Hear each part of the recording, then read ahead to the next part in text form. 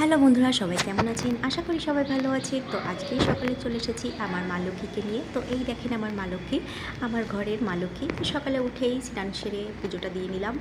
এরপরে দেখতেই পাচ্ছেন এখানে প্রদীপ জ্বলছে, সাথে এখানে নন্দী মহারাজও আছে, সাথে এটা শিবলিঙ্গও আছে আমার মহাদেব। তো এই হচ্ছে আমার সকালবেলার ঠাকুর ঘরের ছোট্ট একটা ভিডিও। প্রথমেই আমি শুরু করলাম আমার মা লক্ষ্মীকে দিয়ে, যাতে দিনটা ভালো যায়। এরপরে দেখুন এখানে আছে ছোট্ট একটি ঝুল বারান্দা। তো আমরা যে বাসাতে থাকি সে বাসায় কিন্তু ঝুল বারান্দার 3টে ঝুল বারান্দা আছে।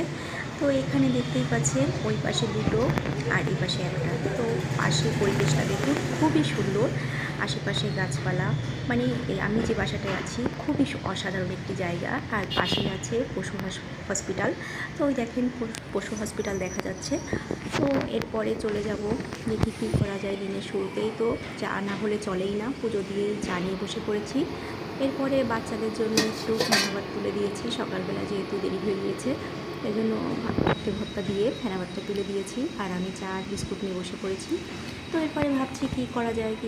তো একটু টিভিটা অন করলাম, দেখি টিভিতে কী দেখা যায়। দেখুন টিভিটা অন করে নিলাম। মানুষ কত রকম ভিডিও তৈরি করে, কত রকম করে। তো ফার্স্ট টাইম আমি করছি, জানি না কেমন হবে। আপনাদেরকে যদি ভালো লেগে থাকে অবশ্যই আমার সাথে থাকবেন, একটু সাপোর্ট দেবেন। তো দেখুন আমি টিভিটা অন করে নিলাম, আর টিভিটা অন করেই ভাবছি যে সকালটা আজকে কেমন যাবে।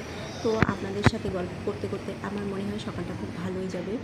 এরপর কী করা যায়, একটা ব্লগে চলে গেলাম। তো এদেরকে আপনারা কারা কারা চেনেন, এরা বাংলাদেশের খুবই জনপ্রিয়।